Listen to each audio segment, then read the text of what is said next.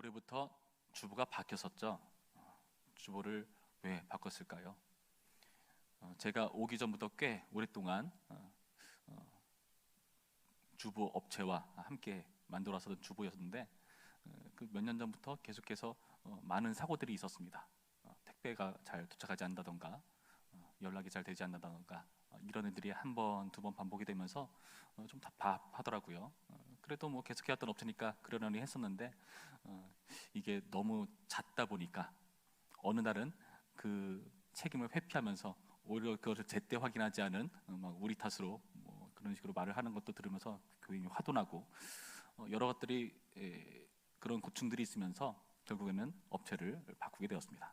그래서 그 업체, 특히 택배 업체를 정말 신경 써서 택배 업체를 잘 해주는 그 업체에다가 일을 맡겨서 주부를 바꾸게 되었죠. 그 이후로 주부의 문제가 있었던 적은 한 번도 없었습니다. 여러분, 제가 왜 주부 업체를 바꾸게 되었습니까? 그 업체가 그 주부의 일을 제대로 하지 못했기 때문에 그렇게 된 것이죠. 하나님께서도 마찬가지인 것 같습니다. 오늘 말씀을 보시면 하나님께서 어떤 일을 그를 대신해서 다스릴 존재에게 맡기시고 그 일을 제대로 하지 못할 때 그 일을 더 이상 하지 못하게 추방하시는 모습을 보게 되죠. 24절 말씀 보실까요? 너희는 이 모든 일로 스스로 더럽히지 말라. 내가 너희 앞에서 쫓아내는 족속들이 이 모든 일로 말미암아 더러워졌고 그 땅도 더러워졌으므로 내가 그 악으로 말미암아 벌하고 그 땅도 스스로 그 주민을 토하여 내느니라. 하나님께서는 이 세상의 관리를 위해서 그 관리하는 일을 맡기십니다. 하나님께서 통치하시지만은 그 통치를 대리할 존재, 대리 통치자로 사람을 세우셨습니다. 그래서 그 사람으로 그가 있는 그 자리에서 하나님의 뜻에 맞게 그 일을 할 수 있도록 의도하신 목적으로 사람을 지으신 것이죠. 창세기 1장을 보시면은 나의 모양, 나의 형상으로 사람을 짓고 그로 하여금 이 세상의 모든 것들을 다스리게 하자 이렇게 말하지 않습니까? 그게 하나님의 형상으로 지어진 이유입니다. 하나님을 대신해서 이 땅을 다스리고 통치하는 역할을 하기 때문이죠. 근데 그 하나님의 형상을 그대로 따왔다는 것은 또 어떤 의미가 있을까요? 창세기 5장을 가시면은 하나님께서 아담을 지으신 것, 자기의 모양대로 지으신 것을 말씀하고 그 뒷부분에 아담은 자기의 모양, 곧 자기의 형상대로 아들을 낳았다. 그게 셋이다. 이렇게 표현을 합니다. 다시 말해서 하나님의 형상을 그대로 닮았다는 것, 그것은 하나님의 아들, 하나님의 자녀라는 의미가 있다는 거죠. 왜요? 아담도 자기의 형상, 자기의 모양으로 그 아들을 낳았다. 하나님께서도 거의 그런 의도로 낳으신 겁니다. 그래서 우리가 있는 그 자리에서 아들은 아버지를 닮은 존재가 되죠. 그렇죠? 그 모습을 그대로 보여줘야 되는 겁니다. 하나님이 계시지 않는 것처럼 보이는 이런 세상 속에서 하나님의 모습을 알 수 있도록, 그 사람을 보면은 하나님이 누군지 알 수 있도록 그 역할을 감당하는 것이 바로 하나님의 형상으로서 대리 통치자의 역할이라고 할 수 있는 거죠. 여러분, 그래서 그 역할이 되게 중요한 겁니다. 우리는 하나님을 닮은 존재들입니다. 아들이 아버지를 닮지 않으면 큰일 나죠. 만약에 제 아들이 저를 안 닮았으면은 저는 아내가 의심스러울 것 같아요. 아들은 아버지를 닮아야 됩니다. 그렇죠? 그렇지 않다면 큰일 나는 거거든요. 그렇지 않다면 그게 문제거든요. 하나님의 모습을 드러내지 못하는 대리 통치자라면은 그 부분은 심각한 문제일 수밖에 없는 것입니다. 그래서 오늘 본문은 그 가나안 땅을 차지했었던 그 사람들을 쫓아내는 그 말씀을 염두에 두면서 말씀하고 계시다는 겁니다. 이들은요, 이 모든 일로 그 땅이 더러워졌고 그들도 더러워졌다라고 말합니다. 그 이 모든 일을 25절의 표현에 의하면 그 악이라고 말하고 26절, 27절, 29절 말씀에 의하면 이런 가증한 일들이라고 표현하죠. 가증한 일이라고 말합니다. 그래서 이것을 확인하려고 그 앞에 문맥을 보면은 수많은 죄들이 나오고요. 그 죄의 대부분은 성적인 부분이 많이 연루된 것을 볼 수가 있습니다. 가나안의 풍속들, 그 죄악들로 하나님의 형상이긴커녕 오히려 죄로 가득한 그런 모습을 보여주었다는 거죠. 지금 이들은요, 그가 있는 자리를 더럽게 만들었습니다. 스스로 더러워진 것뿐만 아니라 25절의 표현대로 그 땅도 더러워졌으므로 내가 그 악으로 말미암아 버렸다라고 표현하죠. 여러분, 사실 사람이 어떤 사람인지를 좀 자세히 알려면은 어떻게 하면 될까요? 무엇을 보면 될까요? 제가 화장실에 가니까 이런 문구가 있더라고요. 아름다운 사람은 그가 머문 자리도 아름답습니다. 여러분, 사실 그 사람을 잘 이해하기 위해서는 뭐 여러 가지 방법이 있겠지만은 속을 수가 있어요. 속을 수가 있습니다. 멋진 화장에, 멋진 옷차림에, 그럴싸한 말투에 속을 수 있으나 자리를 보면 그 사람을 알 수가 있죠. 자리를 보면은 그 사람의 취향이 무엇인지, 요즘 무엇에 관심이 있는지, 어떤 것에 가치를 두는지, 심지어 건강 상태는 어떤지까지 그 자리를 보면 다 나오지 않습니까? 그런데 그 자리가 더러워졌다면 거기 머무는 사람이 그 일을 버릴 수 있는 것이라고 볼 수밖에 없는 것이죠. 스스로 더럽고 그가 있는 자리도 더럽히는 그런 대리 총체라면은, 그런 가증한 일을 하는 사람이라면은 하나님께서는 추방할 수밖에 없는 것입니다. 그래서 25절의 표현에 의하면은 내가 그 악으로 말미암아 벌하고, 하나님도 벌하시지만은 그 땅도 스스로 그 주민을 토하여내느니라. 그 땅도 토해낸다라고 말합니다. 하나님과 땅 모두에게 거부당하는 모습을 우리 가운데 보여주고 있다는 거죠. 그래서요, 로마서 8장에는요, 이 땅이 정말 원하고 원하는 게 무엇인지를 우리에게 보여주는데, 한번 볼까요? 로마서 8장 19절을 보시면 이렇게 되어 있습니다. 제가 읽어드리겠습니다. 피조물이 고대하는 바는 하나님의 아들들이 나타나는 것이니 피조물이 허무한데 굴복하는 것은 자기 뜻이 아니요 오직 굴복하게 하시는 이로 말미암음이라. 그 바라는 것은 피조물도 썩어짐의 종노릇한 데서 해방되어 하나님의 자녀들의 영광의 자유에 이르는 것이니라. 피조물이 원하는 게 무엇이라고 표현합니까? 하나님의 아들이 출현하는 것, 하나님의 자녀들이 영광의 자유를 누리게 되는 것. 그냥 보면 잘 이해가 되지만 지금까지 설교의 문맥을 쭉 보시면 어떤 의미인지 이해가 되실 겁니다. 피조물들이 왜 하나님의 아들이, 하나님의 자녀들이 영광스럽게 되고 온전히 출현하게 되는 것을 원하는 걸까요? 그렇게 돼야 그들이 머물고 있는 바로 우리, 이 피조개들, 이 세상이 하나님의 뜻과 목적에 맞게 회복이 되기 때문이죠. 결국 하나님의 아들다운, 하나님의 자녀다운 사람을 세워야 이 가나안 땅은 회복될 수가 있는 것입니다. 그래서 오늘 말씀이 있는 것입니다. 오늘 말씀은 하나님께서 이스라엘 백성들에게 그 가나안 땅에 들어가기 전에 주시는 말씀이죠. 이스라엘은 이 말씀을 들으면서 스스로 더럽히지 말라라는 시작과 함께 그 땅 가가지고 그들이 행했던 그 가증한 모든 일에 하나라도 행하면 안 된다라고 말하면서 계속해서 하나님의 뜻대로 이들을 이루어갈 것을 말씀하십니다. 26절 말씀이죠. 그러므로 너희 곧 너희의 동족이나 혹은 너희 중에 거류하는 거류민이나 내 규례와 내 법도를 지키고 이런 가증한 일을 하나라도 행하지 말라. 내 규례와 내 법도. 30절 말씀. 그러므로 너희는 내 명령을 지키고. 하나님의 규례와 법도, 하나님의 명령대로 그 땅 가운데 행하고 살아가야 될 것을 말씀하고 계시다는 겁니다. 가증한 일이 아니라 그런 일을 모두 버리고 내 법도와 규례대로, 내 명령대로 살아가야 된다. 내 뜻과 내 생각대로가 아니라 하나님의 규례와 법도라는 것을 여러분 잘 이해하시기 바랍니다. 여러분, 하나님께서는요, 이 세상을 만드실 때요, 하나님의 뜻과 목적이 있으셨죠. 그래서 그 뜻을 잘 실현하기 위한 사람을 만드신 것입니다. 그래서요, 하나님의 뜻이 온전히 실행되었던 그 당시 그 창조 세계를 하나님의 가장 의로운 세상이라고 말할 수가 있을 것입니다. 의롭다.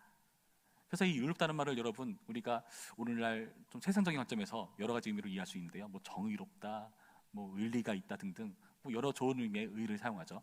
근데 그것은 다 파생되는 의미고, 진짜 의라는 의미는 그 땅의 주인의 의도대로 그 땅이 운영되는 것을 의롭다라고 말하는 것입니다. 좀 이해를 쉽게 해볼까요? 여러분은 여러분의 집이 있으시죠? 그 집의 주인이십니다. 그런데 어느 날 집에 왔는데 뭔가 좀 달라져 있습니다. 나는 분명히 항상 쓰던 청소기를 그 자리에 뒀는데 그 청소기가 엉뚱한 데 있어요. 누군가 나의 의를 깬 것이죠. 나는 이게 편한데 어떤 사람이 그것을 함부로 망쳐놓습니다. 물건을 잘못 건드린다든지 지저분하게 만든다든지 하면은 그게 의가 깨진 것입니다. 하나님도 마찬가지입니다. 하나님도 하나님의 뜻과 목적이 부합되게 이 세상을 운영하고 싶으신데 그게 깨지고 있으면 안 되는 거죠. 그래서 내 규례와 법도라는 것은 바로 하나님의 규례와 법도라는 것을 여러분 잘 기억하시기 바랍니다. 여러분 그 규례와 법도대로 여러분의 가정을 운영하지 않습니까? 여러분에게 자녀들에게 가르치지 않습니까? 그거는 저 자리에 두는 거야. 그렇게 했으면 씻고 들어와야지. 물을 마시면 제자리에 둬야지. 우리 집은 이 시간에 밥을 먹으니까 그때까지 너 할 거 다 마치고 나와야지. 등등 우리의 의를 지키기 위한 노력들을 해나가지 않습니까? 그것이 바로 그 가정이 잘 의롭게 유지되기 위한 매뉴얼. 하나님의 규례와 법도라는 것은 이 세상이 하나님의 뜻과 목적대로 잘 유지되기 위한 하나님의 매뉴얼, 대리통치자 매뉴얼이라고 할 수가 있는 것입니다. 그렇게 되지 않으면 어떻게 될까요? 아무리 이스라엘이라 할지라도 그 매뉴얼을 잘 지키지 않는다면 어떻게 될까요? 28절 말씀, 너희도 더럽히면 그 땅이 너희 있기 전 주민을 토함같이 너희를 토할까 하노라. 이 가정한 모든 일을 행하는 자는 그 백성 중에서 끊어지리라.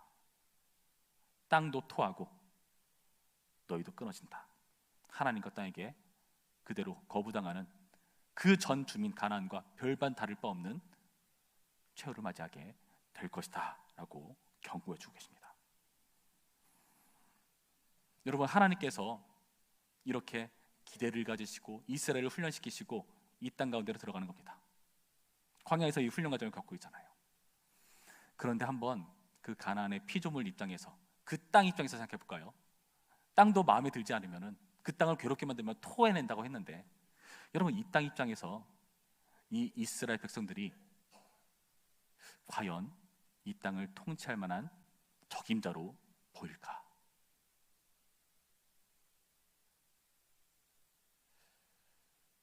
(30절) 말씀을 보시면 이렇게 되어 있죠. 그러므로 너희는 내 명령을 지키고 너희가 들어가기 전에 행하던 가증한 풍속을 하나라도 따름으로 스스로 더럽히지 말라. 여러분, 그 땅에 있는 모든 피조개가 다음 적임자를 기다리고 있습니다. 가나안은 물러갔어요. 가나안은 토해냅니다. 그 전주인 우리를 너무 힘들게 했어, 괴롭혔어. 이제 해방이구나. 그 다음 우리를 다스릴 통치하는 누가 올까? 좀 더 나은 사람이 오겠지.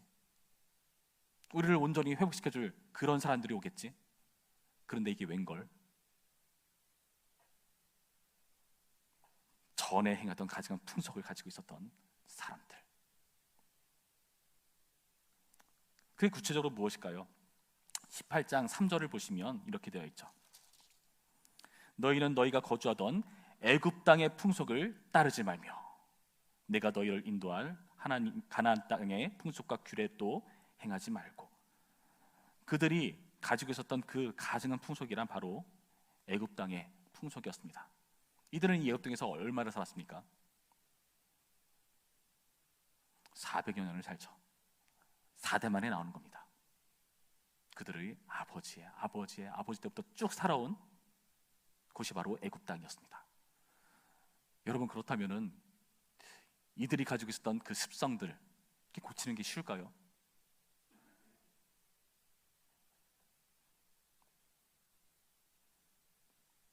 이 땅 입장에서는 의심할 겁니다.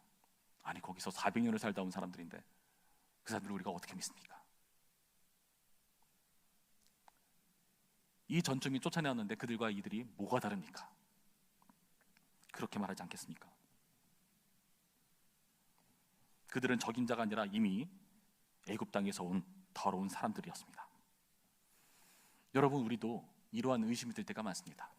우리도요, 우리가 있는 자리에서 누군가와 관계를 맺으며 살아가죠. 그 관계란 우리에게 자극이 됩니다. 그게 부정적이든 긍정적이든 관계 속에서 우리는 변화를 맞이하기도 하고 부딪히기도 하고 더 나은 방향으로 나아가기도 하고 여러 가지 사건들이 일어날 겁니다. 그런데 우리는 그 관계에 대해서 스트레스를 받거든요. 그래서 우리는요, 그 관계를 기대하죠. 좋은 사람을 만나길 원하고 내가 있는 자리에 좋은 사람이 오기를 원하고.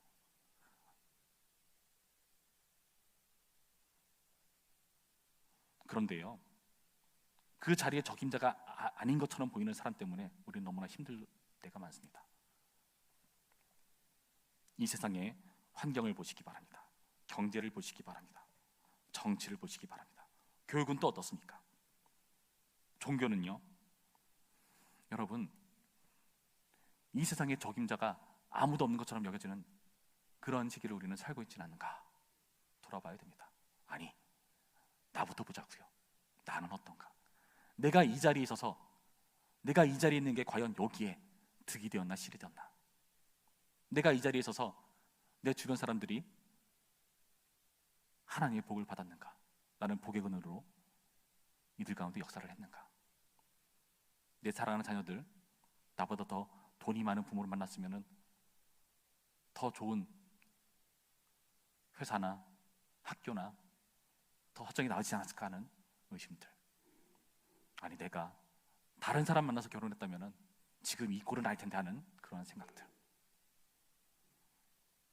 내가 있어서 제대로 이루어지지 않은 것 같은 여러 가지 역할들. 여러분, 이것이 우리의 실질적인 모습이 아닙니까? 얼마나 답답해할까요? 우리 때문에 힘들어하는 사람들, 아니 또 우리를 힘들게 하는 그러한 사람들, 얼마나 서로가 답답하고 스트레스 받고 어렵습니까? 근데 놀랍게도 하나님께서는 전혀 적임자처럼 보이지 않는 이 사람들을 그 가나안 땅으로 들여보내십니다. 도대체 왜 그러시는 걸까요? 하나님께서 전혀 이해되지 않는 자리에 우리를 두십니다. 이해가 안 되지 않습니까? 제가 얼마 전에 양육 프로그램으로 교사들을 대상으로 어떤 교육을 했는데요, 거기서 은사 테스트를 했거든요. 근데 어떤 분이 이런 말을 하더라고요. 제가 은사가 음악이 제일 마지막에 나왔네요. 근데 저 제 부서에서 찬양인도 하는데요. 여러분, 이런 순간들이 있지 않습니까? 근데 하나님께서는 왜 우리를 그런 자리에 두시는가? 30절 뒷부분이 너무나 중요한 힌트가 되는 말씀입니다. 나는 너희의 하나님 여호와이니라. 나는 너희 하나님 여호와니라. 여러분, 이 말씀을 오늘 우리에게 주시는 하나님의 말씀으로 받으시기 바랍니다. 하나님께서요, 너희의 하나님 여호와라고 말씀하십니다. 여러분, 이스라엘 백성들에게 여호와 이름을 언제 주셨죠? 우리가 주일 설교 때도 들었지만은 출애굽기 3장에 가면 나오죠. 3장에서 여호와라는 이름을 처음으로 소개시켜 주십니다. 그 여호와를 말씀하실 때 그냥 말씀하지 않으세요. 여호와, 너희 조상의 하나님, 아브라함의 하나님, 이삭의 하나님, 야곱의 하나님이 너를 이 애굽에서 끄집어내가지고 저 가나안 땅 들어가게 할 것이다. 무슨 말입니까? 하나님께서 약속을 신실하게 이루시는 분이시라는 의도에서 그 여호와라는 이름을 사용하고 계시다는 거죠. 그 약속의 근거에서 이들은 가나안 땅에 들어가는 겁니다. 하나님께서 그렇게 말씀하셨으니까요. 그런데 또 그 가나안 땅에 들어가겠다고 하는 것은 그들의 조상에게 하셨던 말씀이거든요. 아브라함에게 하셨던 말씀이거든요. 창세기 15장에서 하나님의 불의 형상으로 아브라함이 봤을 때에 너희는 4대 만에 그 애굽 땅에서 나와서 그 가나안 땅으로 들어가게 될 것이다. 아직 아무리 사람들의 죄악이 가득 차지 않았다. 그런 말씀하시면서 그것을 염두에 두는 말씀을 하고 계시거든요. 다시 말해서 하나님께서는요, 과거부터 지금 미래에 이르기까지 그분의 말씀대로 이루시는 분이라는 거죠. 여러분, 이게 우리의 소망입니다. 하나님께서 그분의 말씀을 신실하게 이루어내시고야 마시는 분이시기 때문에 여러분, 그래서 우리가 소망이 있는 겁니다. 하나님께서 자기 약속에 신실하지 않는 분이시라면은 여러분, 우리가 과연 이 땅에 발붙일 수 있을까요?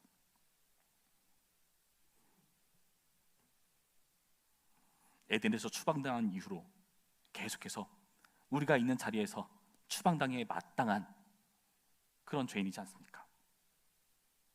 근데 하나님께서 이들을 애굽으로부터 끄집어내시면서 홍해를 건너거든요.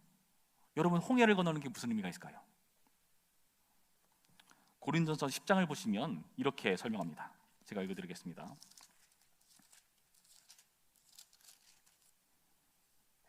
고린도전서 10장 1절부터 제가 읽어드립니다. 형제들아, 나는 너희가 알지 못하기를 원하지 아니하노니 우리 조상들이 다 구름 아래에 있고 바다 가운데로 지나며 모세에게 속하여 다 구름과 바다에서 세례를 받고 세례라고 말씀하십니다. 여러분, 세례는 어떤 의미죠?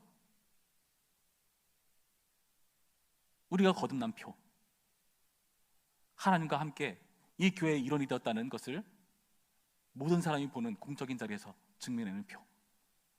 홍해를 건너므로 인해서 내가 애굽에 살던 그때가 아니라 이제는 새로운 인생을 살아간다. 주님과 동행하며 이전에 가증한 일들 그거 다 몰아내버리고 내가 새롭게 시작한다.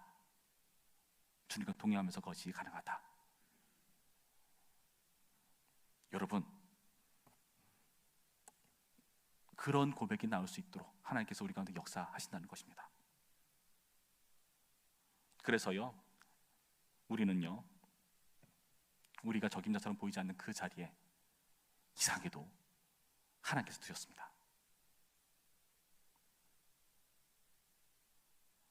예수님께서 오신 이후로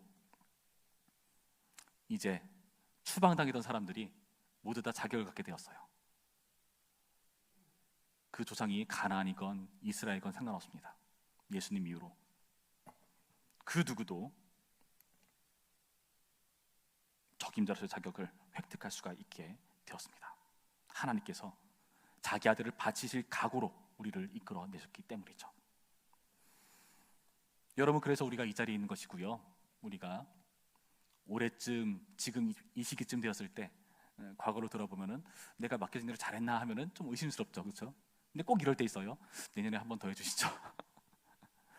아니면은 이번엔 다른 부서를 가야겠다 했는데 전혀 생각지도 않았던 다른 부서를 좀 가라고 좀 이렇게 추천한다던가.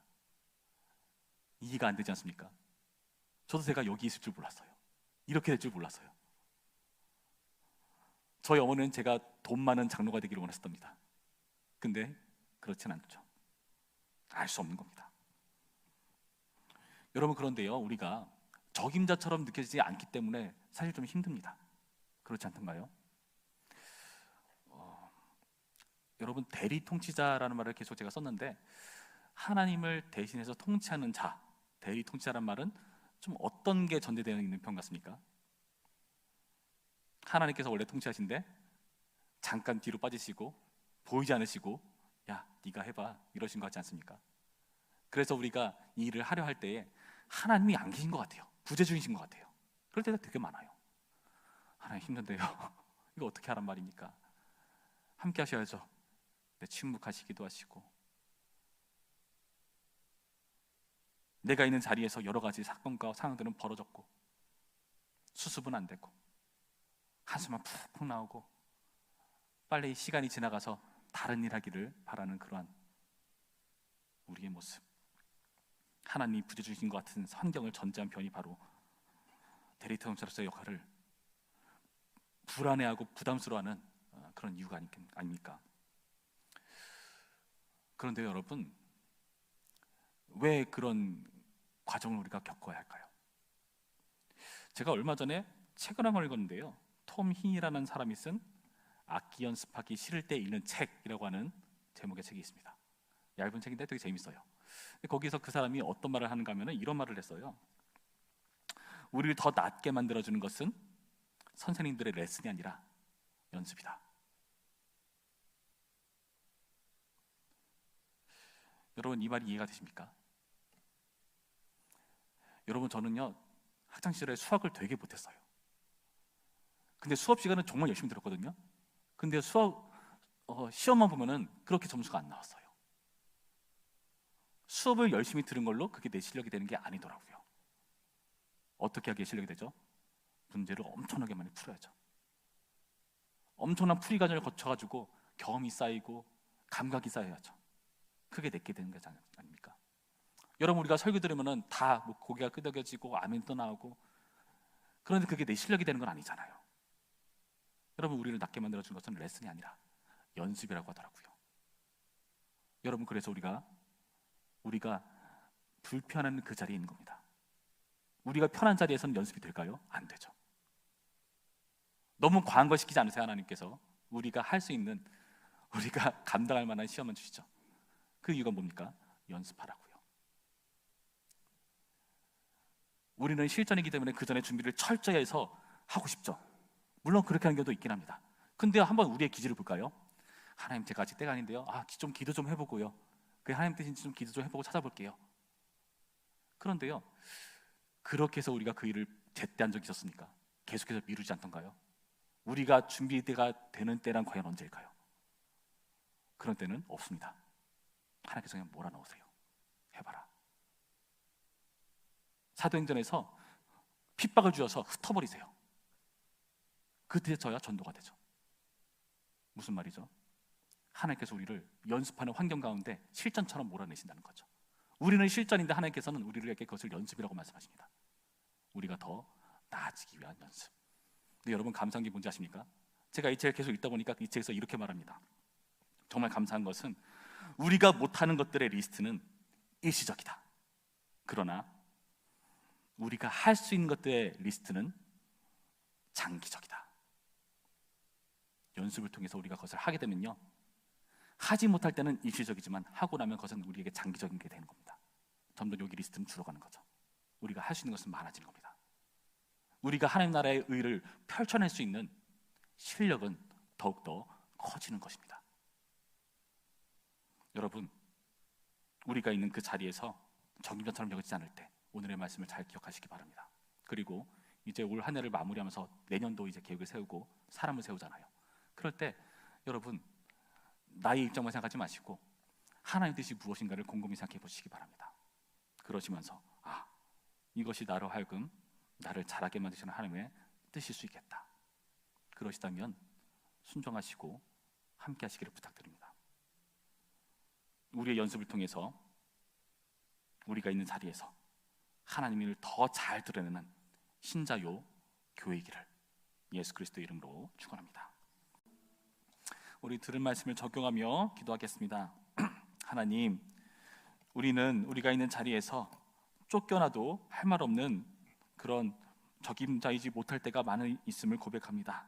그래도 불구하고 주님께서 우리를 적임자라고 불러주시고 그 일을 위해서 예수님을 우리 가운데 보내주시고 죽이시고 다시 살리셔서 소망 가운데로 그 일을 걸을 수 있도록 이끄시는 주님, 보혜사 성령께서 우리와 동행하셔서 하나하나 가르쳐 주시고 그 경험 속에서 연습하게 하시고 잘하게 하시는 주님, 주여, 한 해를 돌아보며 새삼 나의 역할을 다시 한번 되짚어 봅니다. 그리고 내년을 기약하며 또 새로운 일들을 주님께서 주시고자 하시는 일들을 순종하기를 소원합니다. 주여, 우리를 사용하셔서 우리를 적임자로 빚어주시옵시고 우리를 통해서 하나님의 형상이 대리통치답게 온전하게 실현될 수 있도록 인도하셔서 내가 있는 자리에서 하나님 나라가 이루어지고 하나님의 의가 온전해질 수 있도록 도와주시옵소서. 우리 다 함께 기도하겠습니다. 기도합니다.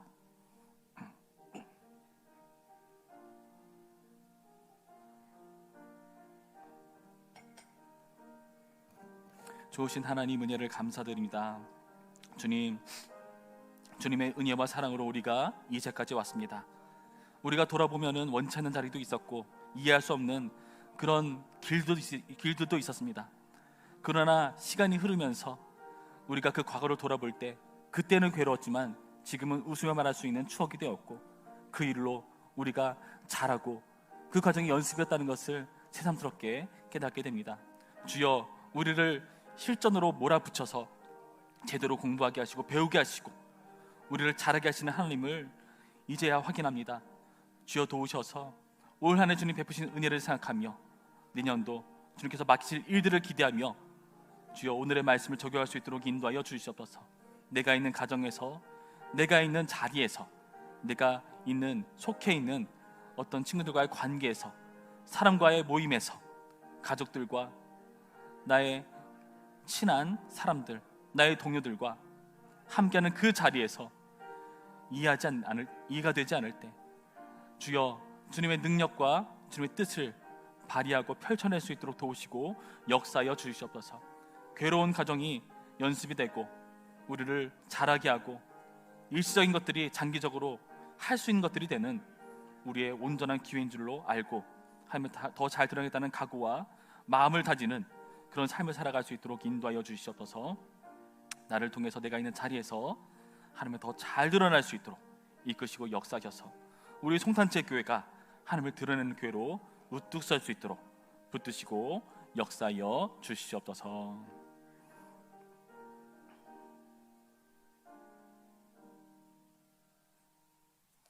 참 좋으신 하나님 감사합니다. 우리가 이 자리에 서 있는 것이 뒤돌아보면 모두 주님의 은혜였다는 것을 고백하지 않을 수 없습니다. 주님의 은혜 안에서 우리가 원하지 않았지만 결국 우리가 원하는 바를 뛰어넘어 역사하시고 이뤄내신 주님, 하나님의 형상을 닮아갈 수 있도록 우리를 계속해서 빚어가시는 주님, 주여 우리가 할 수 있는 거라곤 계속해서 이 형상을 훼손하고 죄로 가리는 것뿐이었지만 그 죄를 씻어내고 우리에게 하나님의 형상을 끄집어내시는 그 하나님의 놀라운 손길 때문에 우리가 주님께 감사드립니다. 우리의 삶 가운데 승리할 수 있도록 인도해 주시옵시고, 내가 있는 자리에서 많은 사람들이 나의 모습을 통해 하나님을 볼 수 있도록 역사하시고 함께하여 주시옵소서. 예수님의 이름으로 기도했습니다. 아멘.